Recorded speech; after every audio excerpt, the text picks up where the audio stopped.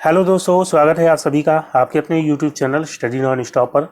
तो कैसे हैं आप सभी लोग? उम्मीद करता हूं आप सभी अच्छे होंगे। तो दोस्तों, आज की इस क्लास में हम लोग हिंदी के क्वेश्चंस करेंगे और यहां पे मैंने 45 क्वेश्चन सेलेक्ट किए हैं जो कि आपके आने वाले वीडियो एग्जाम के लिए या कोई भी अन्य परीक्षा जहाँ पे हिंदी से क्वेश्चन पूछे जाते हैं उन सभी के लिए ये क्लास बहुत ही महत्वपूर्ण होगी। तो दोस्तों, वीडियो को लास्ट तक देखिएगा और अगर आपको वीडियो अच्छा लगे तो लाइक और शेयर जरूर करिएगा। तो आइए शुरुआत करते हैं बिना किसी देरी के। सबसे पहले आपको दिया गया है इनमें से किस वाक्य में कर्तवाच्य है। तो वाच्य बताना है किस वाक्य में कर्तवाच्य है। वाच्य आपको पता है कि तीन तरह के होते हैं। वाच्य जो है हिंदी में तीन तरह के होते हैं। एक जो है हो जाएगा कर्तवाच्य। कर्तवाच्य जिसमें जो क्रिया होती है वो कर्ता के अनुसार होती है, इसमें कर्ता की प्रधानता होती है। दूसरा हो जाता है कर्मवाच्य जिसमें कर्म की प्रधानता होती है, इसमें जो क्रिया आती है वो कर्म के अनुसार आती है। और तीसरा हो जाएगा भाववाच्य।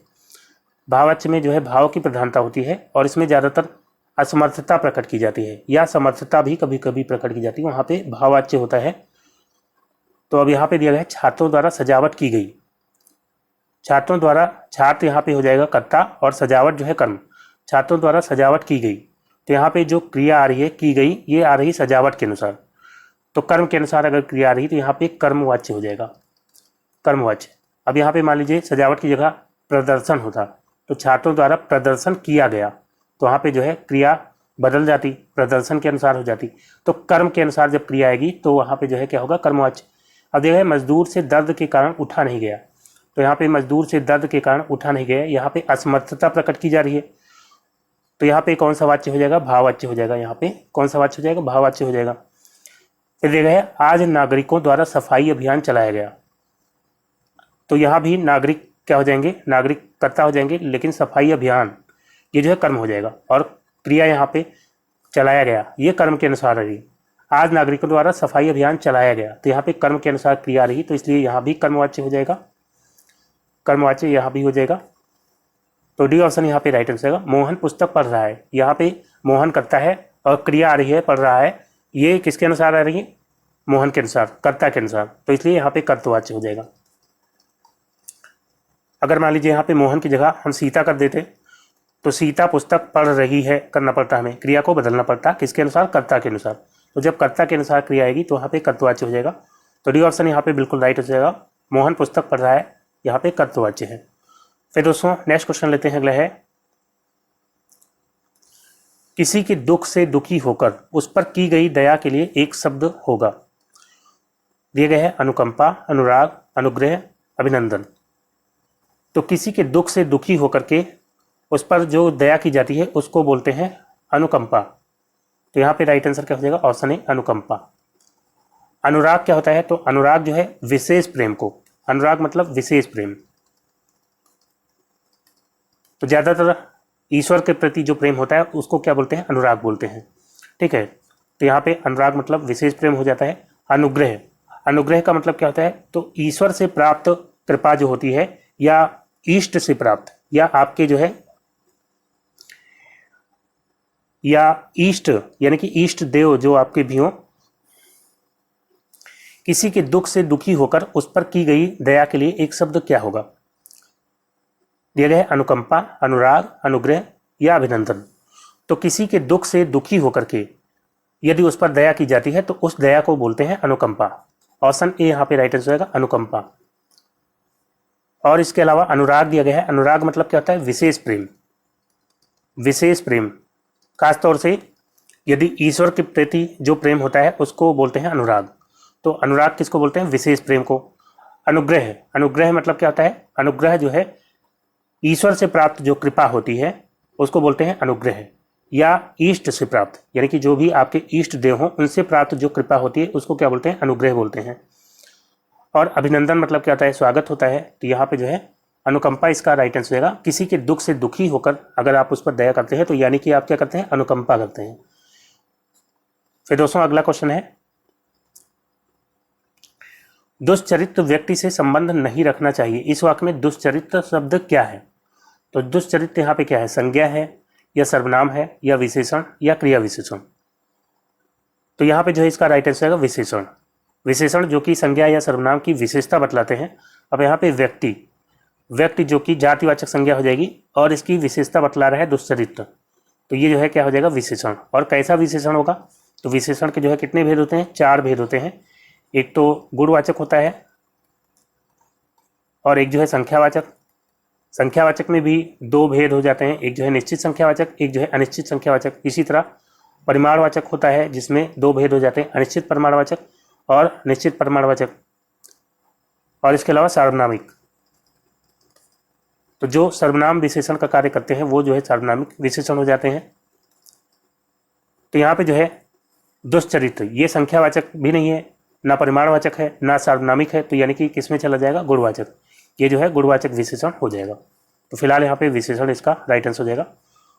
फिर दोस्तों अगला क्वेश्चन है, जिसका वर्णक्रम आदि लघु, मध्य गुरु और अंत लघु हो उसका गण होगा।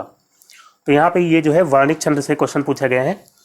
वर्णिक छंद जिसमें वर्ण गिने जाते हैं। मात्रिक छंद आपको पता है, जिसके बारे में हम लोग पिछले वीडियोस में बात कर चुके हैं, उसमें मात्राएं गिनी जाती हैं, जिसमें दोहा, सोठा, चौपाई ये सब आ जाते हैं। वर्णिक छंद में वर्ण गिने जाते हैं, वर्णिक छंद में वर्ण गिने जाते हैं और इसमें गण होते हैं। कितने गण होते हैं, तो गण जो है 8 तरह के होते हैं, ठीक है। और कौन कौन से होते हैं, तो 8 गण आप याद रखेंगे। इसका सूत्र यमाता, राज, भान, सलगा। यमाता, राज, भान, सलगा। तो यहाँ पे या से हो जाएगा पहला गण यगण, दूसरा मा से मगण, और फिर तीसरा तगण हो जाएगा, ता से तगड़ हो गया। रा से रगड़ हो जाएगा चौथा, रगड़। और जा से जगड़ हो जाएगा पांचवा, और छठवा हो जाएगा भा से भगड़, सातवां हो जाएगा ना से नगड़, और आठवां हो जाएगा आपका सगड़। और बाकी 2 वर्ण आपके बच जाते हैं, तो इनका भी बाद में काम है अभी। तो यहाँ पे जो है इनमें मात्राएं कौन सी होती है। यगड़ की बात करते हैं तो आपको 3-3 के ग्रुप लेकर के चलना है। तो यगड़ में जो है शुरू के 3 अक्षर लेंगे, यमाता। तो इसमें जो है या में हो जाएगा लघु मात्रा गिनने। मैंने आपको बताया है कि जो छोटा आ, छोटी ई या छोटा ऊ की मात्रा होती है तो वहाँ पे लघु लेते हैं, और बाकी जो है बड़ा आ, बड़ी ई, इन सब मात्राओं के लिए जो है गुरु लेते हैं। तो या के लिए जो है लघु हो जाएगा। माँ यहाँ पे आ की मात्रा है तो गुरु, और यहाँ पे ता के लिए भी गुरु हो जाएगा। तो यगड़ में जो है लघु, गुरु, गुरु, इस तरह की मात्राएं होती हैं। मगड़ की बात करते हैं तो अब फिर से जो है 3 का ग्रुप लेना है। माँ से शुरू करना है, मा ता रा, मा ता रा, यानी कि यहाँ पे तीनों गुरु हो जाएंगे, तीनों गुरु हो जाएंगे यहाँ पे, मा ता रा। तगड़ में देखते हैं तो ता रा ज, ता से लेना है 3 वर्ण, तो ता हो गया, रा हो गया और जा। तो यहाँ पे जो है ता रा में गुरु हो जाएंगे दोनों में, और जा में लघु। रगड़ तो राज भा। अब यहाँ पे जो है रा में हो जाएगा गुरु, जा में लघु और भा में गुरु। और उसके बाद आएगा जगड़, तो जभान। तो यहाँ भी जा लघु हो जाएगा, भा गुरु और ना लघु। भगड़ में भान नस, भानस लेना है हमें, तो भा में गुरु और नस लघु, लघु। नगड़ तो यहाँ पे जो है नसल, नसल ले लेंगे, ना सा ला। तो यहाँ पे तीनों हो जाएंगे लघु, और फिर लास्ट बच जाएगा सगड़। तो सगड़ में जो है पूरा यहाँ पे तीनों अक्षर ले लिया जाएगा, सलगा। तो सलगा में लघु, लघु, गुरु। तो पूछा गया है जिसमें आदि, आदि यानी शुरुआत, शुरुआत में क्या हो, लघु हो, मध्य में गुरु हो और अंत में लघु हो। तो इस तरह का जो है कौन सा गण होगा। तो यहाँ पे आप देखेंगे हो जाएगा जगड़। जगड़ में आप देखेंगे शुरुआत में लघु है और मध्य में गुरु और फिर जो है अंत में भी लघु। तो जगड़ इसका राइट आंसर होगा ऑप्शन बी। फिर दोस्तों अगला क्वेश्चन लेते हैं, नेक्स्ट है, निम्न में से दीर्घ और अर्ध विवृत स्वर कौन सा है। तो स्वर मैंने आपको बताया था 3 तरह के होते हैं। एक तो आपके हो जाते हैं हर्ष स्वर, हर्ष स्वर हो जाएंगे।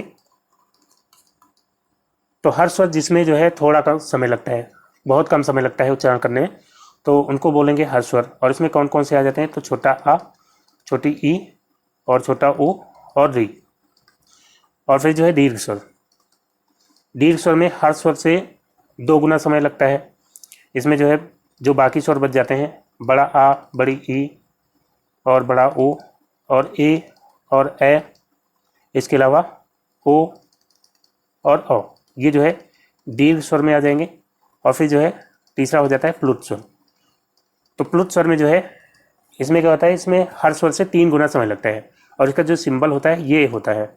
तो जब भी किसी स्वर के साथ ये वाला सिंबल लगा देंगे तो वो बन जाएगा प्लुत स्वर। जैसे कि राम, तो राम में जो है ये अगर हम सिंबल लगा देते हैं तो ये बन गया प्लुत स्वर। तो राम, यहाँ पे उच्चारण जो है हर स्वर की अपेक्षा 3 गुना कर देंगे। राम ऐसे नहीं पढ़ेंगे बल्कि टाइम देकर के पढ़ेंगे, राम या ओम, इस तरह से आपने लिखा देखा होगा। अब यहाँ पे भी ये जो ओ है ये दोनों मिला करके क्या बन जाएगा, प्लुत स्वर बन जाएगा। तो ओम इस तरह से पढ़ेंगे, ठीक है। तो दीर्घ स्वर इसमें जो है कौन सा हो जाएगा, आ भी दीर्घ स्वर है, ऐ भी है, और ये दोनों तो हो जाएंगे हर्ष स्वर। तो इन दोनों तो ये दोनों तो ऑप्शन से वैसे बैठ जाएंगे। और बाकी अर्ध विव्रत आपको बताना है। तो मुख खुलने के आधार पर जो स्वर होते हैं, या हम कह सकते हैं मुख विवर के आधार पर जो स्वर होते हैं वो 4 तरह के होते हैं। कौन कौन से, तो एक तो सबसे पहले हो जाता है समृत, जिसमें मुख लगभग बंद होता है, मुख इसमें लगभग बंद होता है समृत स्वर में। और इसमें जो है कौन कौन से स्वर आते हैं, तो इसमें जो है दोनों ऊ आ जाते हैं, पहले दोनों ई आ जाएंगे, छोटी ई और बड़ी ई, और दोनों ऊ, छोटा ऊ और बड़ा ऊ। तो इनको आप बोल करके देंगे तो मुंह लगभग आपका बंद रहेगा। और इसके अलावा जो है फिर आ जाता है अर्ध समृत स्वर, अर्ध समृत। तो इसमें जो है मुंह आपका समृत की अपेक्षा थोड़ा खुला होता है, जैसे कि ओ और ए, ओ और ए ये जो है अर्ध समृत हो जाते हैं। इसका जब उच्चारण करेंगे तो मुंह जो है समृत की अपेक्षा थोड़ा सा खुला होगा। फिर आ जाता है विव्रत, विव्रत में मुख सर्वाधिक खुला होता है और इसमें जो है एक ही वो स्वर आ जाता है, बड़ा आ। तो आ आप बोल करके देखेंगे तो मुंह आपको सबसे ज़्यादा खोलना पड़ेगा। और फिर आ जाता है अर्ध विव्रत, अर्ध विव्रत में जो मुंह होता है वो विव्रत की अपेक्षा थोड़ा कम खुला होता है। तो इसमें बाकी जो बच जाते हैं, कौन कौन से बच गए, तो इसमें छोटा आ हो जाएगा, ऐ हो जाएगा और अ हो जाएगा, और एक जो है आगत स्वर हो जाएगा औ।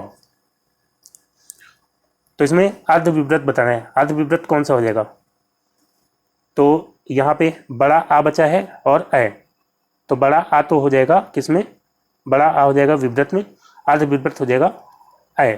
ऑप्शन बी यहाँ पे राइट आंसर होगा, ऐ जो है किसमें हो जाएगा, अर्ध विव्रत में। फिर दोस्तों अगला क्वेश्चन लेते हैं, नेक्स्ट है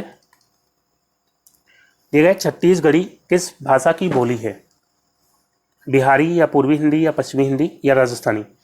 तो हिंदी की अगर बात करते हैं तो इसमें 5 उपभाषाएं हैं। एक तो आपकी हो जाती है बिहारी, यहाँ पे बिहारी दिया गया है। बिहारी में कौन कौन सी बोली आ जाती हैं, तो बिहारी में आपकी हो जाएगी मगही, मगही और भोजपुरी, भोजपुरी और मैथिली। और पूर्वी हिंदी की बात करते हैं तो पूर्वी हिंदी में जो है आपकी अवधी, अवधी और बघेली, और इसके अलावा छत्तीसगढ़ी, छत्तीसगढ़ी। पश्चिमी हिंदी में जो है इसमें कौन कौन सी आ जाती हैं, तो इसमें जो है आपका आ जाएगी ब्रज भाषा, ब्रज, और इसके अलावा बुंदेली, बुंदेली हो जाएगी इसमें, और कन्नौजी, कन्नौजी, और खड़ी बोली जिसको कौरवी भी बोलते हैं, खड़ी बोली, और एक हो जाएगी हरियाणवी जिसको बांगरू भी कहते हैं। तो ये आ जाती हैं सभी पश्चिमी हिंदी में। राजस्थानी की बात करते हैं तो इसमें जो है जयपुरी आ जाती है, जयपुरी, और इसके अलावा मेवाती और मालवी, और इसके अलावा मारवाड़ी।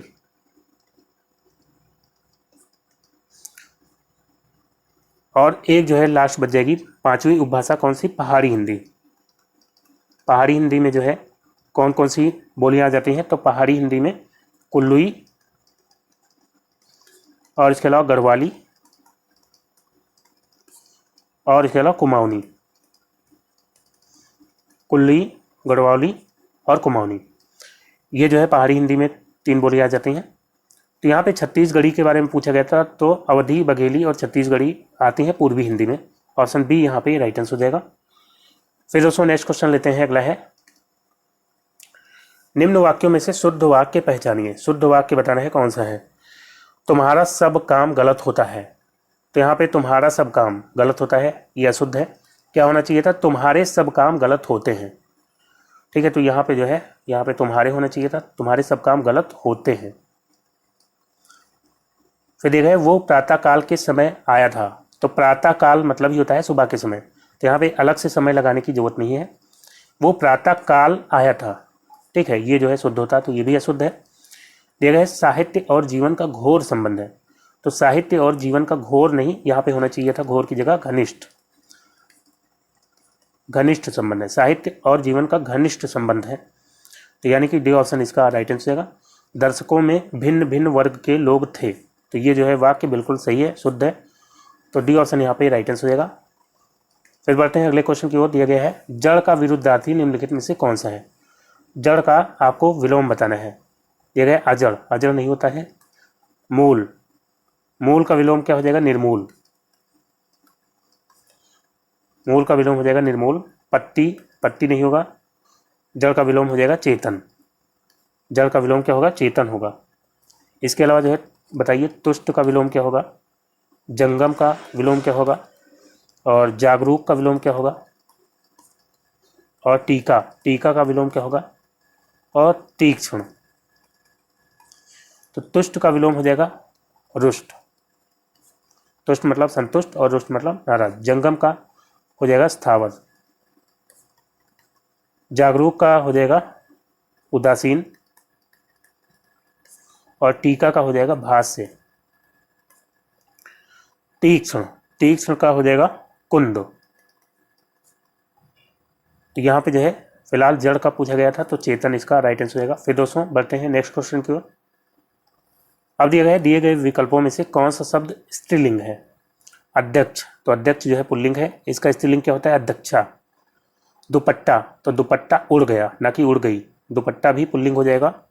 महोदय, तो महोदय जो है पुल्लिंग है, इसका स्त्रीलिंग क्या होता है, महोदया। तो यहाँ पे प्रकृति, प्रकृति जो है इसका राइट आंसर होगा प्रकृति, मेरी प्रकृति, या जो है अच्छी प्रकृति आप कह सकते हैं, ना कि अच्छा प्रकृति। तो प्रकृति जो है ये स्त्रीलिंग शब्द है, और यही जो है इसका राइट आंसर हो जाएगा। फिर दोस्तों नेक्स्ट क्वेश्चन लेते हैं, अगला है निम्न वाक्यों में से शुद्ध वाक्य पहचानिए। शुद्ध वाक्य बताना है। दिया गया है यह लड़की ने कोई काम ठीक से नहीं किया। यह लड़की, तो दोस्तों यह लड़की नहीं, यहाँ पे इस लड़की ने, इस लड़की ने कोई काम ठीक से नहीं किया, ये जो है शुद्ध होता, तो यह शुद्ध है। श्री राम और रावण के बीच घोर युद्ध हुआ, तो यहाँ पे जो है श्री राम और रावण के बीच घोर युद्ध हुआ, ये बिल्कुल सही है, कोई गलती नहीं है, और ये जो है इसका राइट आंसर होगा। बाकी दिया गया है रविवार को हम चर्च को जाते हैं, तो को लगाने की जरूरत नहीं, रविवार को हम चर्च जाते हैं, तो यह शुद्ध है। दुर्जन लोगों को सुधारना कठिन है, तो दुर्जन मतलब ही होता है दुष्ट लोग, जन यहाँ पे लगा है, जन मतलब लोग ही होता है, तो दुर्जन माने दुष्ट लोग, तो यहाँ पे अलग से लोगों की जरूरत नहीं है, दुर्जन को सुधारना कठिन है, ये हम कह सकते हैं। तो यहाँ पे जो है राइट आंसर क्या हो जाएगा, ऑप्शन बी। फिर दोस्तों नेक्स्ट क्वेश्चन लेते हैं, अगला है फांस किसकी रचना है। फांस जो है किसकी रचना है, संजीव की, या रविंद्र कालिया, या दूधनाथ सिंह, या नंद किशोर नौटियाल। तो फांस की बात करते हैं, ये जो है रचना है संजीव की, ऑप्शन ए यहाँ पे राइट आंसर होगा संजीव। ये जो है इनका क्या है, उपन्यास है। फांस जो है क्या है, उपन्यास हो जाएगा। और इनका जो है एक और उपन्यास आप याद रखेंगे, प्रत्यंचा, ये भी जो है संजीव की रचना हो जाती है, और ये भी उपन्यास है। तो फिलहाल यहाँ पे पहला ऑप्शन इसका राइट आंसर हो जाएगा। फिर दोस्तों अगला क्वेश्चन लेते हैं, नेक्स्ट है बिंदु का बहुवचन है। बिंदु का बहुवचन क्या होगा, बिंदु सरा, या बिंदु, या बिंदुएं, या बिंदुए। तो दोस्तों बिंदु का बहुवचन हो जाएगा बिंदु, ऑप्शन बी यहाँ पे बिंदु ही इसका राइट आंसर होगा। तो जो उकारांत वाले शब्द होते हैं, उकारांत यानी जिनके लास्ट में छोटा ऊ या बड़ा ऊ आता है, जैसे कि हो गया चाकू, या साधु, या भालू, या गेहूं, या जो है वधु, या बहू। तो ज़्यादातर जो है इनका जो बहुवचन बनाते हैं तो वही रहता है, जैसे कि चाकू का बहुवचन चाकू ही होता है, ठीक है, चाकू। और साधु का साधु ही होता है, भालू का भालू ही होता है, गेहूं का गेहूं ही होता है, तो इनका बहुवचन यही रहता है सेम। साधु का हालांकि साधु जन भी होता है, साधु भी होता है, साधु जन भी होता है, तो वो ऑप्शन के अनुसार आपको करना है। ठीक है, दोनों में से कोई एक ही ऑप्शन दिया जाएगा। तो यहाँ पे जो है इनका बहुवचन क्या होता है, जो उकारांत वाले होते हैं ज़्यादातर उनका सेम ही होता है बहुवचन, लेकिन जो है कभी कभी ए लगा करके भी बनाते हैं, जैसे कि वधु का हो जाता है वधुएं। अब यहाँ पे वधु में बड़ा ऊ की मात्रा है, लेकिन वधुएं में छोटा ऊ की मात्रा हो जाएगी। इसी तरह बहू का हो जाता है बहुएं। ठीक है, तो ए लगा करके भी बनाते हैं या जो है सेम रहता है। तो यहाँ पे जो है बिंदु इसका राइट आंसर होगा, बिंदु का बिंदु ही होगा। फिर दोस्तों अगला क्वेश्चन लेते हैं, नेक्स्ट है निर्मल शब्द का विलोम निम्नलिखित में से कौन सा है। निर्मल का विलोम आपको बताना है विषम। विषम का विलोम क्या होता है, सम। कोमल का कठोर हो जाएगा, अभद्र का भद्र हो जाएगा। तो यानी कि जो है निर्मल का क्या हो जाएगा, निर्मल मतलब साफ और मलिन मतलब गंदा, तो मलिन जो है इसका राइट आंसर होगा। फिर दोस्तों नेक्स्ट क्वेश्चन लेते हैं, अगला है दिया गया है मैया मोरी मैं नहीं माखन खायो। पंक्ति में कौन सा अलंकार है, अलंकार बताना है। लाटानुप्रास, वृत्तानुप्रास, अंत्यानुप्रास, छीकानुप्रास। तो अनुप्रास कहाँ पे होता है, जहाँ पे एक वर्ण जो है बार बार रिपीट होता है वहाँ पे अनुप्रास होता है। यहाँ पे अनुप्रास है, लेकिन अनुप्रास के भी भेद होते हैं, कितने, 5 भेद होते हैं अनुप्रास के। तो लाटानुप्रास, लाटानुप्रास में क्या होता है, तो इसमें जो है एक शब्द जो है एक से अधिक बार आता है, लेकिन अर्थ सेम रहता है। जैसे कि पूत कपूत तो का धन संचय, पूत कपूत तो का धन संचय, और पूत सपूत तो का धन संचय, पूत सपूत तो का धन संचय। तो यहाँ पे पूत जो है 2 बार आया, यहाँ भी पूत है, यहाँ भी, और तो और का और धन, तो ये सब 2 बार आ रहे हैं। संचय भी 2 बार आया है, लेकिन इनका अर्थ जो है अलग नहीं है। अगर अलग अर्थ हो जाता तब तो यमक अलंकार हो जाता, लेकिन अगर शब्द जो है 2 बार आया है लेकिन अर्थ भी उनका सेम है, तो वहाँ पे लाटा अनुप्रास हो जाता है। वृत्त्यानुप्रास में क्या होता है, तो वृत्त्यानुप्रास में एक ही वर्ण की आवृत्ति होती है। वृत्त्यानुप्रास में एक ही अक्षर जो है बार बार आता है, तो यहाँ पे हो जाना चाहिए वृत्त्यानुप्रास, क्योंकि यहाँ पे मैया मोरी मैं नहीं माखन खायो, तो माँ जो है बार बार आ रहा है, मैया मोरी मैं नहीं माखन, तो यहाँ पे माँ जो है 4 बार दिख गया, तो यहाँ पे वृत्त्यानुप्रास हो जाएगा। जैसे कि रघुपत राघव राजा राम, तो वहाँ पे रा बार बार आता है, तो वहाँ पे भी वृत्त्यानुप्रास हो जाता है। अंत्यानुप्रास में क्या होता है, तो अंत्यानुप्रास में अंतिम वर्ण की आवृत्ति होती है। जैसे कि कहत नटत रिजत खिजत, कहत नटत रिजत खिजत, रिजत खिजत, खिलत लजियात, खिलत लजियात। तो यहाँ पे आप देख रहे हैं अंतिम वर्ण जो है ता जो है आ रहा है बार बार, कहत नटत रिजत खिजत खिलत लजियात, ता जो है बार बार रिपीट हो रहा है। अंतिम वर्ण जहाँ पे रिपीट होगा वहाँ पे अंत्यानुप्रास हो जाएगा।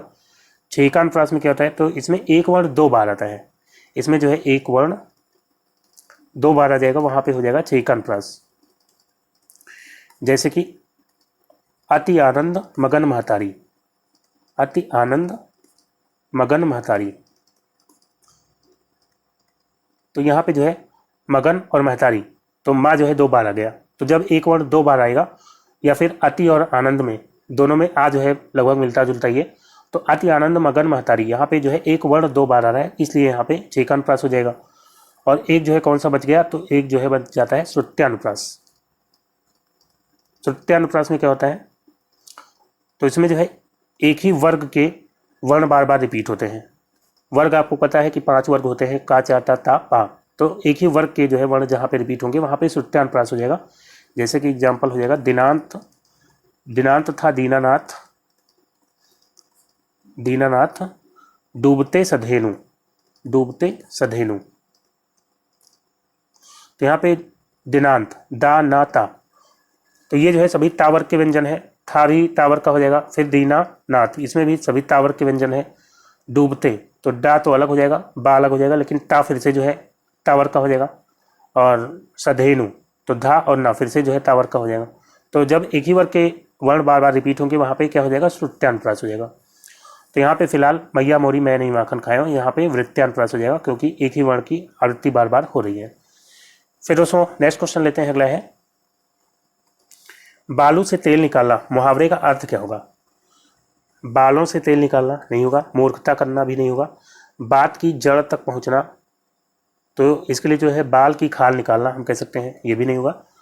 बालू से तेल निकालना मतलब असंभव को संभव करना। अब बालू से तेल निकालना तो असंभव है, तो अगर ऐसा कर देंगे तो क्या हो जाएगा, बहुत बड़ी बात हो जाएगी। असंभव को संभव करना को क्या कहेंगे, बालू से तेल निकालना। फिर दोस्तों अगला क्वेश्चन है, दिया गया है तमस शब्द का समानार्थी दिए गए विकल्पों में से कौन सा है। तमस का समानार्थी यानी कि पर्यायवाची बताना है। तमाशा नहीं होगा, तमस का अर्थ होता है अंधकार, ऑप्शन बी यहाँ पे राइट आंसर होगा, अंधकार। और इसके अलावा तमस के पर्यायवाची क्या हो सकते हैं, तो तम हो जाएगा, तम मतलब भी अंधकार होता है। और इसके अलावा तिमिर, तिमिर मतलब भी अंधेरा या अंधकार। और कालिमा मतलब भी अंधेरा होता है।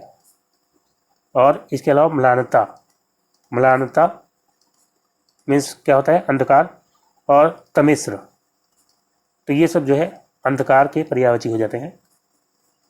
तो फिलहाल यहाँ पे अंधकार इसका राइट आंसर होगा। फिर दोस्तों अगला क्वेश्चन लेते हैं, नेक्स्ट है, दिए गए विकल्पों में से द्रविड़ परिवार की भाषा कौन सी है। तो द्रविड़ परिवार की भाषा कौन सी होती है, तो जो भारतीय भाषाएं हैं, भारतीय भाषाओं में जो मेन जो भाषाएं हैं वो दो तरह की होती है, एक द्रविड़ परिवार की भाषा और एक जो है हो जाएगी भारतीय आर्य भाषा परिवार, आर्य भाषा परिवार। तो द्रविड़ परिवार की जो भाषा होती है उसमें जो दक्षिण भारत में भाषाएं बोली जाती हैं, जैसे कि आपका जो है मेन इसमें हो जाता है कन्नड़, कन्नड़ और तमिल और मलयालम, मलयालम और इसके अलावा तुलु। तो ये जो है ये हो जाती है द्रविड़ परिवार की भाषाएं।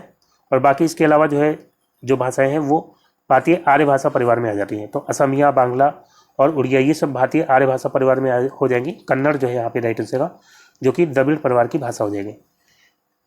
फिर दोस्तों अगला क्वेश्चन है, दिया गया है आसक्ति शब्द का समानार्थी निम्नलिखित में से कौन सा नहीं है। आसक्ति का समानार्थी कौन सा नहीं है, तो आसक्ति मतलब क्या होता है, आसक्ति मतलब जो है लगाव या प्रेम, लगाव या प्रेम। तो यहाँ पे जो है अनुराग दिया गया है, अनुराग मतलब भी प्रेम होता है, मोह मतलब भी प्रेम होता है या लगाव होता है, लगन मतलब भी प्रेम होता है, लगन मतलब प्रेम या लगाव। तो यहाँ पे जो है ये तीनों तो इसके पर्यायवाची हो जाएंगे। डी ऑप्शन यहाँ पे राइट आंसर है। प्रगल्भ, प्रगल्भ मतलब क्या होता है, इसका मतलब होता है घमंडी। तो यहाँ पे जो है डी ऑप्शन इसका प्रगल्भ राइट आंसर है। और इसके अलावा आसक्ति या प्रेम के और क्या समानार्थी हो सकते हैं, तो अनुरक्ति हो जाएगा, अनुरक्ति हो जाएगा। और इसके अलावा जो है स्नेह और प्रीति और बाकी प्यार मोहब्बत ये सब जो है हो जाते हैं। तो यहाँ पे प्रगल्भ इसका राइट आंसर होगा। फिर अगला क्वेश्चन है, मोहिनी तेज दौड़ती है, इस वाक्य में तेज क्या है, रीतिवाचक क्रिया विशेषण या स्थानवाचक क्रिया विशेषण, परिमाणवाचक या कालवाचक क्रिया विशेषण। तो तेज यहाँ पे क्या है, क्रिया विशेषण, क्रिया विशेषण जो कि किसी क्रिया की विशेषता बतलाते हैं या विशेषण की विशेषता बतलाते हैं या कभी कभी क्रिया विशेषण की विशेषता बतलाते हैं, तो उनको क्या बोलते हैं, क्रिया विशेषण बोलते हैं। तो यहाँ पे जो है मोहिनी तेज दौड़ती है, दौड़ना क्रिया है और उसकी विशेषता बतला रहा है तेज। मोहिनी कैसे दौड़ती है, तेज दौड़ती है। तो ये जो है रीतिवाचक हो जाएगी या स्थानवाचक या परिमाणवाचक या कालवाचक, तो ये हो जाएगी रीतिवाचक। तो क्रिया विशेषण के चार भेद होते हैं, यहाँ पे चारों दिए गए हैं। रीतिवाचक, तो इसमें जो है तरीके का बोध होता है कि कोई काम कैसे कर रहा है, तो इसमें जो है जैसे कि सावधानी से या धीरे या तेज ये सब आ जाते हैं, सावधानी से या आराम से या धीरे या तेज ये सब इसमें आ जाते हैं। और स्थानवाचक में जो क्रिया विशेषण स्थान का बोध कराते हैं, जैसे कि यहाँ वहाँ ये सब हो जाएंगे, यहाँ वहाँ ऊपर नीचे दाएं बाएं ये सब आ जाएंगे, इसमें ऊपर नीचे दाएं बाएं ये सब आ जाएंगे। परिमाणवाचक में जो मात्रा का बोध कराएंगे, जैसे कि बहुत, बहुत या काफ़ी या थोड़ा या पर्याप्त या केवल, ये सब इसमें आ जाएंगे। कालवाचक में जो समय का बोध कराएंगे, जैसे कि आज या कल या जो है दोपहर या अभी या जो है कभी कभी, कभी कभी या दिन भर, तो ये सब जो है किस में आ जाएंगे, ये सब कालवाचक क्रिया विशेषण में आ जाएंगे। तो फिलहाल यहाँ पे जो है रीतिवाचक इसका राइट आंसर हो जाएगा।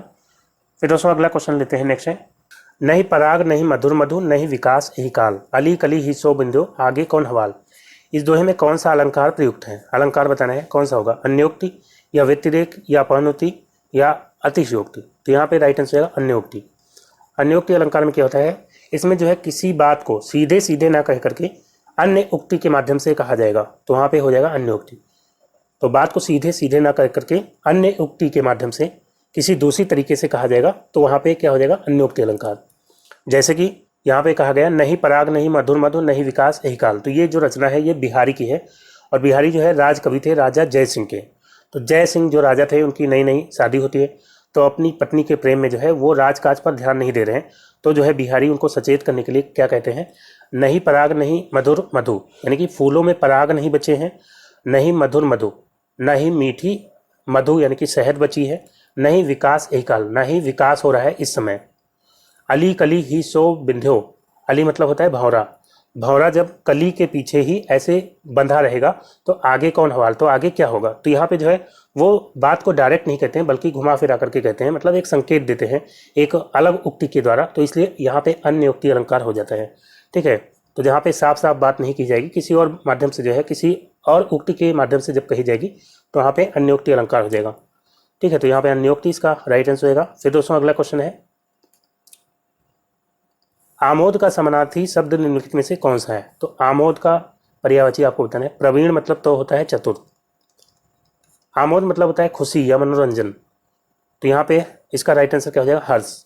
हर्ष मतलब भी खुशी होता है, तो आमोद का पर्यायवाची हर्ष हो जाएगा। और इसके अलावा जो है आमोद का पर्यायवाची क्या हो सकता है, तो आह्लाद, आह्लाद मतलब भी क्या होता है, खुशी होता है, आह्लाद हो जाएगा, या आनंद, या जो है मनोरंजन या प्रसन्नता, ये सब जो है हो जाएंगे आमोद के पर्यायवाची। तो यहाँ पे बी ऑप्शन इसका राइट आंसर हो जाएगा। फिर दोस्तों बढ़ते हैं अगले क्वेश्चन की ओर। दिए गए हैं, रामधारी सिंह दिनकर को किस कृति के लिए साहित्य अकादमी पुरस्कार मिला था। कुरुक्षेत्र, उर्वशी, संस्कृति के 4 अध्याय, रश्मि रथी। तो साहित्य अकादमी पुरस्कार ये जो है संस्कृति के 4 अध्याय इसके लिए मिला था रामधारी सिंह दिनकर जी को। कब मिला था, तो ये मिला था 1959 में। और उर्वशी के लिए भी इनको जो है एक पुरस्कार मिला था, कौन सा, तो उर्वशी के लिए जो है ज्ञानपीठ पुरस्कार मिला था रामधारी सिंह दिनकर जी को। ज्ञानपीठ मिला था, कब मिला था, 1972 में। साहित्य अकादमी पुरस्कार सबसे पहले किसको मिला था, तो सबसे पहले मिला था, सबसे पहला जो है साहित्य अकादमी मिला था किसको, माखनलाल चतुर्वेदी को।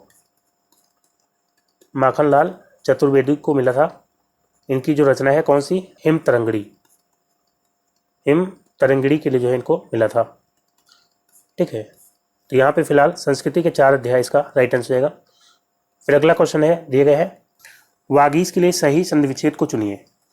तो वागीश का सही संधि विच्छेद क्या होगा, वागधन ईस या वागधन ईस या वागधन ईस या वागधन इस।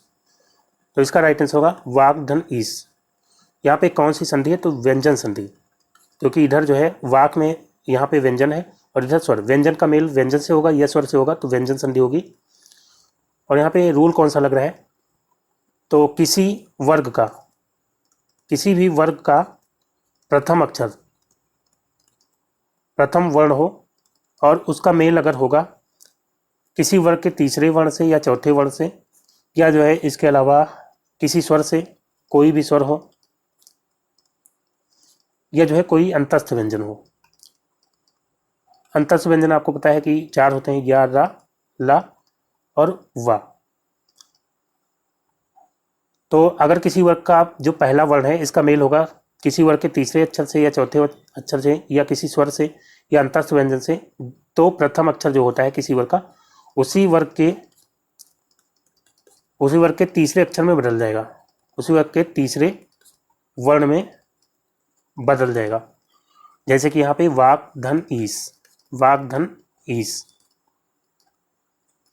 तो यहाँ पे जो है का है, जो कि का वर्ग का पहला व्यंजन हो जाता है और इसका मेल होता है स्वर से, तो ये बदल जाएगा किसमें, वाग तीसरे अक्षर में बदल जाएगा, का जो है गा में बदल जाएगा। और ईस, जब इससे ईस मिलेगा, बड़ी ई मिलेगी गा से, तो यहाँ पे ये जो गा के नीचे हलंत है वो हट जाएगा। ठीक है, ये हलंत जो है हट जाएगा, क्या बन जाएगा, वागीस। और इसी तरह जैसे कि दिक, धन, अंबर, तो यहाँ भी का है और इधर जो है आ, तो का जो है गा में बदल जाएगा हलंत के साथ, लेकिन आ से मिलेगा तो पूरा का बन जाएगा दिगंबर। और इसके अलावा जैसे कि ऋक, धन, वेद, तो यहाँ पे जो है इधर का है और इधर वा जो कि अंतस्थ व्यंजन है, तो यहाँ भी यही रूल लग जाएगा। ऋग का जो है अपने तीसरे अक्षर में बदल जाएगा का गा, तो बन जाएगा ऋग, और हलंत के साथ है तो हलंत लग जाएगा, या हम इसको आधा गा बोल सकते हैं। और वेद जो है ऐसे लिख लिया जाएगा, ठीक है, या इसको ऐसे हम लिख सकते हैं ऋग्वेद। इसके अलावा जो है एक और ले लेते हैं उत, धन, योग। अब यहाँ पे आधा ता है जो कि तावर का पहला अक्षर है, और यहाँ पे या, तो यहाँ पे अंतस्थ हो गया, तो यही रूल लग जाएगा, क्या बन जाएगा, अपने तीसरे अक्षर में बदल जाएगा, जो ता है वो दा में बदल जाएगा, उसी वर्ग के तीसरे अक्षर में उद, और योग आगे लगेगा तो उद्योग हो जाएगा। और इसको ऐसे भी लिख सकते हैं या फिर जो है मिला के लिखेंगे तो उद्योग, इस तरह से लिखेंगे। तो दोस्तों यहाँ पे जो है वाकई इसका राइट आंसर आएगा। फिर दोस्तों अगला क्वेश्चन है, सम उपसर्ग से बना शब्द निम्नलिखित में से कौन सा है।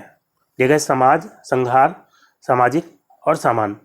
तो समाज, यहाँ पे जो है कोई उपसर्ग नहीं है, समाज अपने आप में शब्द है, ठीक है, ऐसा नहीं कि आज में सम लगा दिया तो बन गया समाज, तो समाज जो है इसमें उपसर्ग नहीं है। और संहार ये जो है बना है सम, धन, हार से, ठीक है, तो यहाँ पे सम उपसर्ग है, ऑप्शन बी यहाँ पे राइट आंसर होगा। बाकी सामाजिक, तो समाज में एक प्रत्यय लगाते हैं तो बन जाता है सामाजिक, और सामान ये भी अपने आप में शब्द है, इसमें कोई उपसर्ग नहीं है, ठीक है, तो यहाँ पे राइट आंसर क्या हो जाएगा, संहार।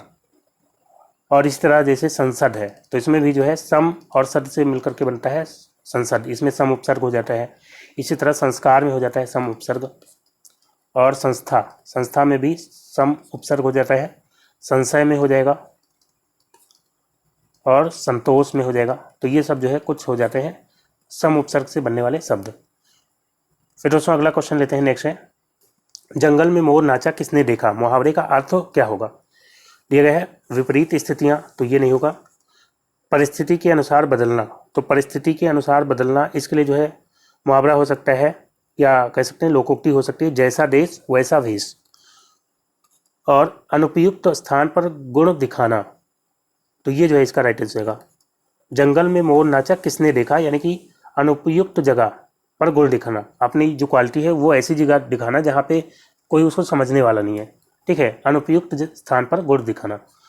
बाकी दिया गया है भिन्न भिन्न मत होना, तो इसके लिए जो है क्या हो सकता है, इसके लिए हो सकता है जितने मुंह उतनी बात, या जितने डफली उतने राग, ठीक है, तो यहाँ पे सी ऑप्शन इसका बिल्कुल राइट आंसर होगा। फिर अगला क्वेश्चन लेते हैं, दिया गया है निम्न में से अव्यय है, अव्यय कौन सा है इसमें। तो अव्यय क्या होते हैं, अव्यय जो कि अविकारी शब्द होते हैं, यानी कि इसमें जो है कोई विकार नहीं आता, लिंग, वचन या काल के अनुसार इसमें कोई परिवर्तन नहीं होता, कोई विकार नहीं आता। तो दिया गया है प्राचीन, और मोटा और गरीब। तो प्राचीन जो है क्या हो जाएगा, विशेषण हो जाएगा, मोटा भी विशेषण हो जाएगा, गरीब भी विशेषण हो जाएगा, और यहाँ पे जो है राइट आंसर होगा, ये क्या हो जाएगा, अव्यय। और कैसा अव्यय है, तो जो है ये समुच्चय बोधक, समुच्चय बोधक अव्यय ये जो है हो जाएगा। अव्यय की बात करते हैं तो अव्यय जो है अविकारी शब्द होते हैं, और ये जो है चार तरह के होते हैं। चार तरह के कौन कौन से, तो एक तो आपका ये हो गया समुच्चय बोधक, और दूसरा हो जाता है संबंध बोधक। समुच्चय बोधक क्या होते हैं, तो समुच्चय बोधक जो दो शब्दों या वाक्यों को जोड़ने के लिए काम में लिए जाते हैं वो होते हैं समुच्चय बोधक, ठीक है। समुच्चय बोधक में आपका जैसे कि और हो गया, या तथा, या अथवा, या किंतु, लेकिन, किंतु, परंतु, ये सब आ जाएंगे, या नहीं तो,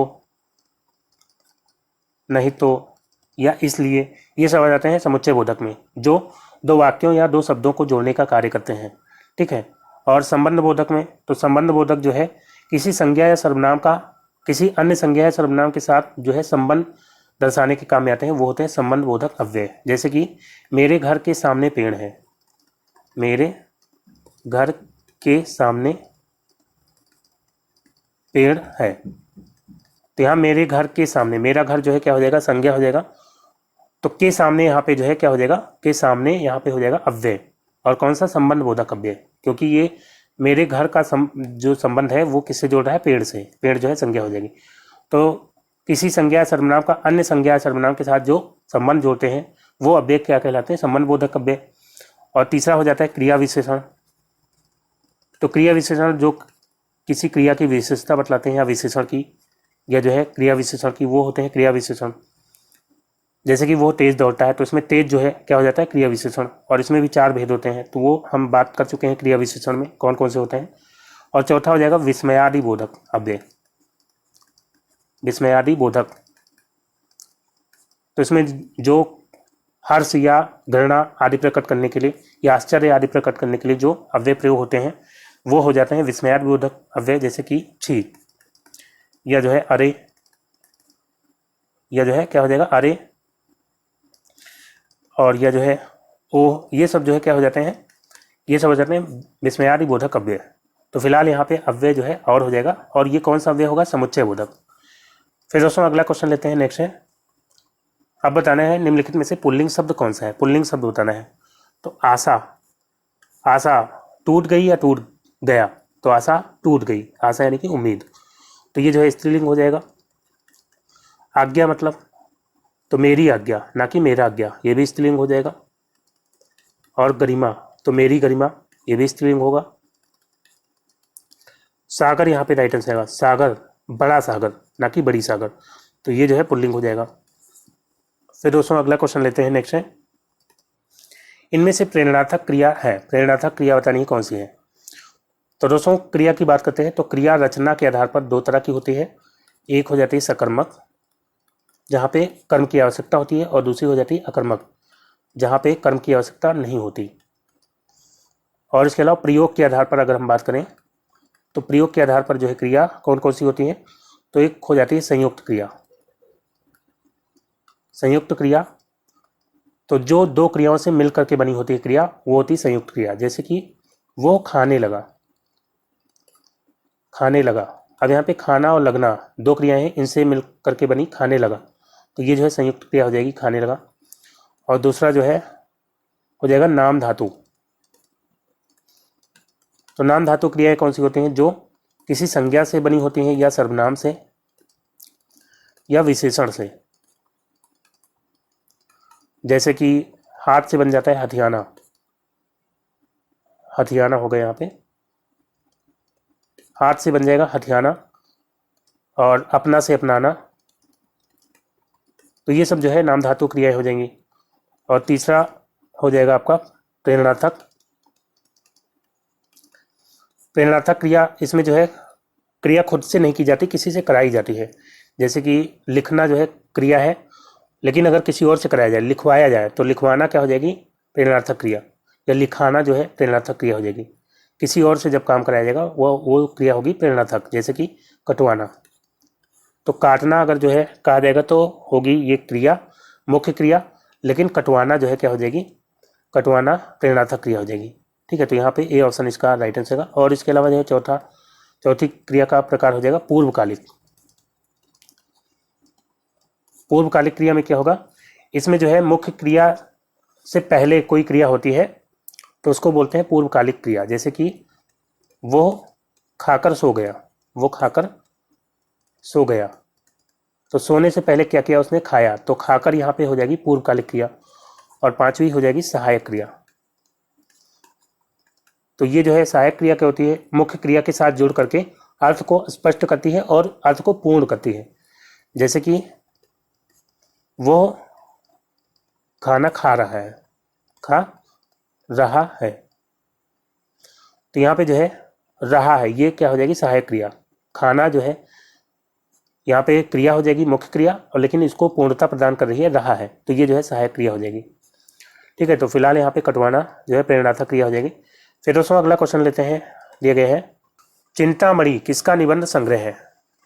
दिए गए हैं बाल मुकुंद गुप्त, श्याम सुंदर दास, आचार्य रामचंद्र शुक्ल, हजारी प्रसाद द्विवेदी।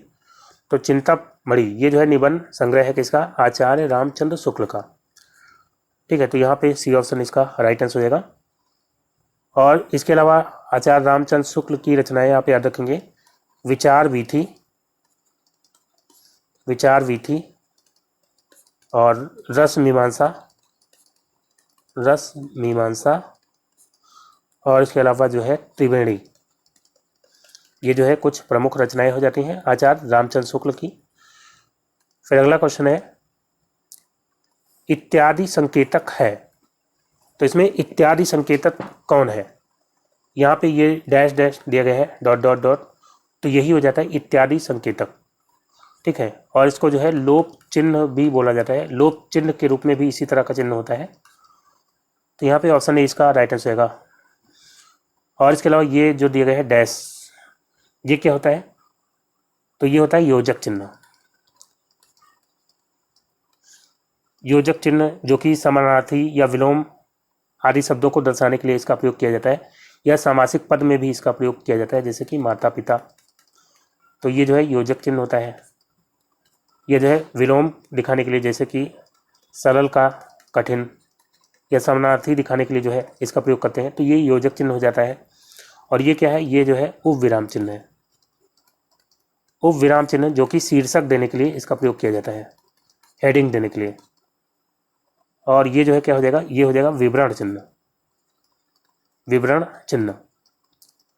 तो इसका प्रयोग कहाँ पे किया जाता है? तो जब कथन को विस्तृत करना होता है, यानी कि आगे और विवरण देना होता है, तो वहाँ पे क्या प्रयोग करते हैं? विवरण चिन्ह। जैसे कि कृपया निम्न नियमों का पालन करें, जैसे कि कृपया निम्न नियमों का पालन करें। तो यहाँ पे जो है विवरण देने के लिए आगे ये वाला चिन्ह लगा लेंगे, विवरण चिन्ह, क्योंकि आगे नियम आपको बताने हैं कौन कौन से। ठीक है, कृपया निम्न नियमों का पालन करें। अब जो भी नियम है वो नीचे आप लिख देंगे, यहाँ पे विवरण चिन्ह लग जाएगा। तो फिलहाल यहाँ पे जो है पहला ऑप्शन इसका राइट आंसर होगा। फिर दोस्तों अगला क्वेश्चन है, नीर भरे नैना रहे तऊ न प्यास बुझाई, पंक्ति में कौन सा अलंकार है? अलंकार आपको बताना है क्या होगा? उत्प्रेक्षा, या पुनरुक्ति प्रकाश, या विशेषोक्ति, या वक्रोक्ति। तो यहाँ पे अलंकार हो जाएगा विशेषोक्ति। विशेषोक्ति अलंकार में क्या होता है? तो इसमें कारण के होते हुए भी कार्य नहीं होता है, जहाँ पे वहाँ पे होता है विशेषोक्ति अलंकार। जैसे कि नीर भरे नैना रहे, नीर मतलब पानी, तो नैना में जो है पानी भरा हुआ है, लेकिन तऊ न प्यास बुझाई, लेकिन प्यास तब भी नहीं बुझी। तो इसलिए यहाँ पे विशेषोक्ति हो जाएगा। कारण है लेकिन तब भी कार्य नहीं हो रहा है, पानी है लेकिन फिर भी प्यास नहीं बुझ रही है। ठीक है, तो विशेषोक्ति यहाँ पे हो जाएगा। इसका उल्टा होता है विभावना, जहाँ पे कारण नहीं होता है लेकिन फिर भी कार्य हो जाता है। जैसे कि बिन पग चले सुने बिन काने, बिना पैर के चल रहे हैं और बिना कान के सुन रहे हैं, तो वहाँ पे क्या हो जाता है? विभावना हो जाता है। ठीक है, तो विशेषोक्ति फिलहाल यहाँ पे राइट आंसर हो जाएगा। फिर अगला क्वेश्चन है, निम्न में से एक तत्सम शब्द है, तत्सम शब्द कौन सा है? ठीक है, सांकल। तो सांकल ये जो है तद्भव शब्द है, इसका तत्सम क्या होता है? श्रृंखला। सरीसृप, तो सरीसृप यहाँ पे तत्सम हो जाएगा। और बाकी सांझ, सांझ का तत्सम होता है संध्या। और आयसु, तो आयसु का होता है, आयसु जो है तद्भव शब्द है, इसका होता है आदेश। ठीक है, तो यहाँ पे बी ऑप्शन इसका बिल्कुल राइट आंसर है, सरीसृप। फिर अगला क्वेश्चन है, घबराहट में प्रत्यय है, तो घबराहट में कौन सा प्रत्यय होगा? अट या हट या आहट या राहट? तो यहाँ पे हो जाएगा आहट, आहट प्रत्यय है घबराहट में। ठीक है, तो आहट यहाँ पे राइट आंसर होगा। और आहट प्रत्यय से बनने वाले इसके अलावा जो है शब्द क्या हो सकते हैं? तो गर्माहट, गर्माहट या चिकनाहट या कड़वाहट। तो ये सब जो है आहट प्रत्यय से बनने वाले कुछ शब्द हो जाएंगे। फिर नेक्स्ट क्वेश्चन लेते हैं, अगला दिया गया है, हिंदी भाषा में कौन सा शब्द जापानी भाषा से लिया गया है? दिया गया है चाय, लीची, तूफान, सुनामी। तो चाय ये जो है चीनी भाषा का शब्द है, लीची भी और तूफान भी, ये तीनों जो है चीनी भाषा के शब्द हैं, चाइनीज लैंग्वेज के शब्द हैं। और इसके अलावा जो है चाय, लीची, तूफान और इसके अलावा चीकू, चीकू भी जो है ये चीनी भाषा का शब्द होता है। तो सुनामी जो है यहाँ पे राइट आंसर हो जाएगा। सुनामी ये जो है जापानी भाषा का शब्द है, सुनामी याद रखेंगे। और इसके अलावा रिक्शा, रिक्शा और यहाँ पे जो है आधा का रहेगा, तो ये भी जो है जापानी भाषा का शब्द हो जाता है, सुनामी और रिक्शा। फिर दोस्तों अगला क्वेश्चन लेते हैं, नेक्स्ट है, निम्न शब्दों में से तद्भव शब्द कौन सा है? तद्भव शब्द बताना है कौन सा है। पाषाण, तो पाषाण ये जो है तत्सम शब्द है, इसका तद्भव क्या होता है? पाहन, जिसका मतलब क्या होता है? पत्थर। कंकड़, तो कंकड़ ये भी तत्सम शब्द है, और ये किसका तत्सम होता है? तो कंगन, कंगन जो है तद्भव है, इसका तत्सम क्या हो जाता है? कंकड़। और इसके अलावा कोहनी, तो कोहनी यहाँ पे तद्भव हो जाएगा, कोहनी जो है तद्भव हो जाएगा। और इसका तत्सम क्या होता है? तो इसका तत्सम होता है कफोड़ी, कफोड़ी जो है इसका तत्सम हो जाएगा, ये जो है इसका क्या हो जाएगा? तत्सम हो जाएगा। और इसके अलावा पक्ष दिया गया है, तो पक्ष जो है तत्सम है, इसका तद्भव क्या होता है? पाक। तो फिलहाल यहाँ पे कोहनी तद्भव दिया गया था, और सी ऑप्शन इसका राइट आंसर होगा। फिर अगला क्वेश्चन है, अशुद्ध वाक्य पहचानिए। तो अशुद्ध वाक्य बताना है कौन सा है। सीता घर चली, तो सीता घर चली ये जो है शुद्ध है। राम पहाड़ पर चढ़ा, ये भी शुद्ध है। और राम ने ग्रंथ पढ़ा, ये भी शुद्ध है। हमने सामने बैठे, तो हमने सामने बैठे नहीं होगा, हम सामने बैठे, तो ये आसान सा था। डी ऑप्शन यहाँ पे राइट आंसर है। फिर दोस्तों अगला क्वेश्चन है, दिया गया है, जिस वाक्य में साधारण और मिश्र वाक्य का मेल संयोजक अवयवों द्वारा होता है उसे कहते हैं, उसे क्या कहते हैं? मिश्र वाक्य, संयुक्त वाक्य या सरल वाक्य। तो दोस्तों अगर हम वाक्य की बात करते हैं रचना के आधार पर, तो रचना के आधार पर जो है वाक्य कितने तरह के होते हैं? 3 तरह के। एक जो है सरल वाक्य, सरल वाक्य में जो है एक ही उद्देश्य और एक ही विधेय होता है, जैसे कि राम स्कूल जाता है, ठीक है, तो ये जो है सरल वाक्य हो जाएगा। मिश्रित वाक्य में क्या होता है? तो मिश्रित वाक्य में जो है एक प्रधान उपवाक्य होता है और एक जो है उस पर आश्रित उपवाक्य होता है। जैसे कि प्रधानाचार्य ने बताया कि कल छुट्टी रहेगी, तो अब यहाँ पे प्रधानाचार्य ने बताया, ये जो है आश्रित उपवाक्य हो जाएगा, और कल छुट्टी रहेगी ये जो है प्रधान उपवाक्य हो जाएगा। तो यहाँ पे जो है एक आश्रित उपवाक्य होगा। अब प्रधानाचार्य ने बताया, ये आप कहेंगे तो आपको लग रहा है कि आगे कुछ बात इसमें कहना बाकी है कि उन्होंने क्या बताया, ठीक है। तो प्रधानाचार्य ने बताया कि कल छुट्टी रहेगी, तो ये जो है मिश्रित हो जाएगा। और फिर होता है संयुक्त वाक्य। संयुक्त वाक्य में क्या होता है? तो इसमें जो है एक से अधिक सरल वाक्य समुच्चय बोधक अव्यय से जुड़े होते हैं, तो वो वाक्य होता है संयुक्त वाक्य, ठीक है। तो इसमें एक से अधिक सरल वाक्य समुच्चय बोधक अव्यय से जुड़े होते हैं, जैसे कि जल्दी चलो नहीं तो पकड़े जाओगे, तो जल्दी चलो और पकड़े जाओ, पकड़े जाओगे, ये जो है 2 सरल वाक्य हैं, और ये जुड़े हैं किससे? नहीं तो जल्दी चलो नहीं तो पकड़े जाओगे, तो नहीं तो क्या हो गया? समुच्चय बोधक अव्यय। तो जहाँ पे साधारण वाक्य हो या जो है मिश्र वाक्य हो, इनका मेल संयोजक अवयवों यानी कि समुच्चय बोधक अवयवों से होता है, उसको क्या बोलते हैं? संयुक्त वाक्य बोलते हैं। ऑप्शन बी यहाँ पे राइट आंसर है, संयुक्त वाक्य। फिर दोस्तों अगला क्वेश्चन है, निम्न में से किस समास में दोनों घटकों की प्रधानता होती है? तो दोनों घटकों यानी दोनों पदों की प्रधानता किसमें होती है? बहुब्री में। तो बहुब्री में तो कोई पद प्रधान नहीं होता, बल्कि एक अलग पद की प्रधानता होती है, तो ये जो है नहीं होगा। अव्ययी भाव में पहला पद अव्यय होता है, ये भी नहीं होगा। द्वंद्व समास इसका राइट आंसर होगा। तत्पुरुष समास में उत्तर पद यानी कि बाद वाला पद प्रधान होता है, तो द्वंद्व समास इसका राइट आंसर होगा, जिसमें दोनों पद प्रधान होते हैं, कोई छोटा बड़ा नहीं होता है, जैसे कि माता पिता, माता और पिता, तो ये जो है द्वंद्व समास का उदाहरण हो जाएगा। या जैसे रोटी दाल या शीतोष्ण, शीतोष्ण, शीत और उष्ण यानी ठंडा और गर्म, तो यहाँ भी दोनों पद प्रधान है, शीतोष्ण में भी, तो ये सब द्वंद्व समास के उदाहरण हो जाएंगे। तो यहाँ पे जो है सी ऑप्शन इसका राइट आंसर होगा। फिर अगला क्वेश्चन है, सोरठा के प्रथम चरण में कितनी मात्राएं होती हैं? सोरठा के प्रथम चरण में कितनी मात्राएं होती हैं? तो सोरठा की बात करते हैं, इसमें जो विषम चरण होते हैं, विषम चरण यानी कि पहला और तीसरा चरण, इसमें जो है 11-11 मात्राएं होती हैं, और जो सम चरण होते हैं, सम चरण यानी कि दूसरा और चौथा चरण, इसमें जो है 13-13 मात्राएं होती हैं, ठीक है। दोहा जो है इसका उल्टा हो जाता है, दोहा में जो है विषम चरण में जो है 13-13 मात्राएं होती हैं, और सम चरण में जो है 11-11 मात्राएं होती हैं। तो यहाँ सोरठा का पूछा गया है पहले चरण में, प्रथम चरण में। तो पहले और तीसरे में 11-11 मात्राएं होती हैं। तो ऑप्शन बी यहाँ पे राइट आंसर है 11। फिर दोस्तों अगला क्वेश्चन है, हमें अनाथ बच्चों की मदद करनी चाहिए, रेखांकित शब्द का विलोम बताइए। तो विलोम आपको बताना है अनाथ का। यहाँ पे रेखांकित शब्द है अनाथ, तो क्या हो जाएगा इसका विलोम? हताश्रय। तो हताश्रय मतलब क्या होता है? जिसका कोई आश्रय ना हो, यानी कि बेसहारा। तो ये तो इसका जो है विलोम नहीं होगा, बल्कि इसका पर्यायवाची हो सकता है। ठीक है, सनाथ यहाँ पे राइट आंसर होगा। अनाथ का विलोम क्या हो जाएगा? सनाथ, जिसका कोई नाथ हो। और अनाथ मतलब जिसका कोई नाथ ना हो। ठीक है, तो यहाँ पे जो है सनाथ इसका राइट आंसर होगा। लावारिस मतलब भी अनाथ होता है, तो ये पर्यायवाची हो जाएगा।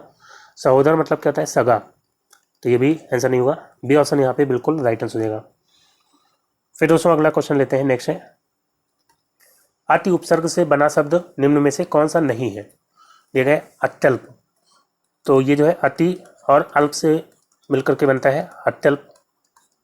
यहाँ पे जो है कौन सी संधि होगी? तो यहाँ पे यण संधि हो जाती है, यण संधि। और अतीन्द्रिय, तो ये भी अति धन इंद्रिय, अति धन इंद्रिय। और यहाँ पे जो है दीर्घ संधि हो जाती है, दीर्घ स्वर संधि। तो यहाँ भी अति उपसर्ग है, यहाँ भी है। अतीत में भी अति धन इत से मिलकर के बनता है अतीत, यहाँ भी दीर्घ संधि हो जाती है। लेकिन अतिथि में जो है उपसर्ग नहीं है, सॉरी उपसर्ग है लेकिन अति उपसर्ग नहीं है। यहाँ पे कौन सा उपसर्ग है? आ और तिथि से मिलकर के बना है अतिथि, यानी कि जिसकी कोई तिथि न हो, बिना तिथि का, जिसके आने की कोई तिथि न हो। तो अतिथि में जो है कौन सा उपसर्ग है? आ उपसर्ग है, ना कि अति। तो डी ऑप्शन यहाँ पे राइट आंसर रहेगा। और इसके अलावा अति उपसर्ग से बनने वाले शब्द कौन कौन से हो सकते हैं? तो अत्यधिक हो जाएगा, यहाँ भी अति और अधिक से मिलकर के बनता है अत्यधिक, यण संधि हो जाती है यहाँ पे। अत्यंत, अति धन अंत से बनता है अत्यंत, यण संधि। इसी तरह से अत्युक्ति, अति और उक्त से मिलकर के बनता है अत्युक्ति। ठीक है, तो ये सब भी जो है क्या हो जाएंगे? अति उपसर्ग से बनने वाले शब्द। फिर दोस्तों अगला क्वेश्चन है, पित्राज्ञा शब्द का सही संधि विच्छेद निम्नलिखित में से कौन सा है? तो पित्राज्ञा का सही संधि विच्छेद आपको बताना है। पितृधन आज्ञा, या पित्राधन आज्ञा, या पितृधन ये वाला आज्ञा, या पितृधन याज्ञा। तो यहाँ पे सी ऑप्शन राइट आंसर होगा, पितृधन आज्ञा। और यहाँ पे कौन सी संधि है? तो यहाँ भी यण संधि हो जाएगी, यण संधि यहाँ पे हो जाएगी। यण संधि का रूल क्या होता है? तो दोस्तों यदि छोटी ई या बड़ी ई का मेल हो, छोटा आ से, छोटा ऊ या बड़ा ऊ का मेल हो किससे? छोटा आ से ही। या री का मेल होता है छोटा आ से, तो छोटी या बड़ी का मेल होगा आ से तो बनेगा या। छोटा ऊ और बड़ा ऊ का मेल होगा आ से तो बनेगा वा, और री का मेल होगा आ से तो बनेगा रा। ठीक है, जैसे कि यहाँ पे पितृधन आज्ञा, पितृधन आज्ञा, तो यहाँ पे री है और यहाँ पे आ, तो री का मेल होगा आ से तो क्या बनेगा? रा। लेकिन यहाँ पे बड़ा आ है तो आ की मात्रा लग जाएगी। ठीक है, तो पित्त, अब यहाँ से री की मात्रा हट गई तो क्या बचेगा? पित्त हलंत के साथ, और इसमें जो है राज्ञा जुड़ेगा। ठीक है, राज्ञा जुड़ेगा तो इसको मिला के लिखेंगे तो बन जाएगा पित्राज्ञा, पित्राज्ञा। इसी तरह से आपका हो जाता है मातृधन आनंद, मातृधन आनंद। तो यहाँ पे जो है री है और इधर बड़ा आ, तो यहाँ पे जो है क्या बन जाएगा? मात्रानंद, मात्रानंद। और इसके अलावा जो है जैसे कि सूधन आगत, सूधन आगत, तो इधर जो है छोटा ऊ है और इधर आ, छोटा ऊ और आ मिलेगा तो क्या बनेगा? वा बन जाएगा। तो यहाँ पे सा से ऊ की मात्रा हट जाएगी तो बचेगा आधा सा, और यहाँ पे जो है वा बन जाएगा, लेकिन इधर बड़ा आ है तो इसलिए बड़ा आ की मात्रा लग जाएगी, स्वा, और गत जो बचा है वो लिख जाएगा। ठीक है, सूधन आगत क्या हो जाएगा? स्वागत हो जाएगा। तो फिलहाल यहाँ पे पितृधन आज्ञा इसका राइट आंसर होगा। फिर दोस्तों अगला क्वेश्चन लेते हैं, नेक्स्ट है, सही विलोम युग्म की पहचान करें। देखिए अधम, उत्तम, सत्व, सार, स्वत्व, अधिकार, छठा, शोभा। तो अधम का विलोम होता है उत्तम, अधम मतलब नीच, उत्तम मतलब सर्वश्रेष्ठ। तो यही जो इसका राइट आंसर होगा, अधम का उत्तम हो जाएगा। बाकी सत्व और सार दोनों जो है समानार्थी हैं। सार मतलब जो है किसी चीज़ का निचोड़, और सत्व मतलब भी निचोड़ होता है। स्वत्व और अधिकार ये भी समानार्थी हैं। अधिकार मतलब जो है अधिकार हो जाएगा, और स्वत्व मतलब ही अधिकार ही होता है। छठा और शोभा दोनों समानार्थी हैं। ठीक है, तो यहाँ पे अधम और उत्तम ये सही विलोम युग्म हो जाएंगे। फिर बढ़ते हैं अगले क्वेश्चन की ओर। दिया गया है वर्ण का अर्थ नहीं होता है, तो वर्ण का अर्थ इसमें से कौन सा नहीं है? वर्ण का जो है अर्थ अक्षर भी होता है, रंग भी होता है, जाति भी होता है, लेकिन गौर नहीं होता। गौर जो है एक तरह का वर्ण है, गौर वर्ण होता है, लेकिन गौर का अर्थ जो है वर्ण नहीं होता। ठीक है, तो यहाँ पे गौर, गौर मतलब गोरा। ठीक है, तो गौर जो है इसका राइट आंसर होगा, जो कि वर्ण का अर्थ नहीं होता। बाकी अक्षर, रंग, जाति और इसके अलावा जो है सोना, वर्ण जो है वर्ण का अर्थ सोना भी होता है, और शब्द भी होता है वर्ण का अर्थ, इसके अलावा रूप भी होता है। तो ये सब जो है वर्ण के अनेकार्थक शब्द हो जाते हैं। फिर दोस्तों अगला क्वेश्चन लेते हैं, नेक्स्ट है, और ये जो है आखिरी क्वेश्चन है। दिया गया है शुद्ध वर्तनी का चयन करें। अस्पृश्यता की सही वर्तनी बतानी कौन सी होगी? तो ये तो गलत है, यहाँ पे जो है मूर्धन्य सा है, ये भी गलत होगा। ऑप्शन सी राइट आंसर होगा। ये जो है इसका राइट आंसर हो जाएगा, जहाँ पे तालव्य वैसा होता है, अस्पृश्यता। ठीक है, और उसके अलावा जो है यहाँ पे कुछ शब्द मैं लिख रहा हूँ, इसमें बताइए कौन सा सही है और कौन सा नहीं। पूजनीय, रासायनिक और महात्म्य, इसके अलावा शमशान और सुपर्णखा। शूर्पणखा होता है, शूर्पणखा। तो यहाँ पे जो है कौन कौन सा सही लिखा है? पूजनीय, तो पूजनीय नहीं होता, पूजनीय, पूजनीय होगा, ये जो है सही वर्तनी हो जाएगी। रासायनिक नहीं होता, रसायन, रसायन में एक प्रत्यय लगाते हैं तो यहाँ पे वृद्धि हो जाती है, बन जाता है रासायनिक, रासायनिक हो जाएगा। महात्म्य नहीं होता, महात्म्य की बजाय क्या होगा? महात्म्य, यहाँ पे माँ पे आ की मात्रा नहीं होगी, महात्म्य। ठीक है, ये जो है सही होगा। शमशान, तो शमशान में आधा सा होता है, शमशान। और शूर्पणखा, इसको क्या पढ़ेंगे? शूर्पणखा, और ये जो है बिल्कुल सही लिखा है। ठीक है, तो यहाँ पे जो है ये सही वर्तनी है। तो दोस्तों आज का वीडियो यहीं पे समाप्त करता हूँ। उम्मीद करता हूँ वीडियो आपको अच्छा लगा होगा। अगर वीडियो आपको अच्छा लगा हो तो लाइक और शेयर जरूर करिएगा, और जो दोस्त नए हैं चैनल पर, वो चैनल को सब्सक्राइब करके नोटिफिकेशन बेल को ऑन कर लेंगे, ताकि अगला वीडियो अपलोड होते ही उसका नोटिफिकेशन आपको सबसे पहले मिल जाए। तो मिलते हैं अगले वीडियो में, तब तक के लिए good bye and take care.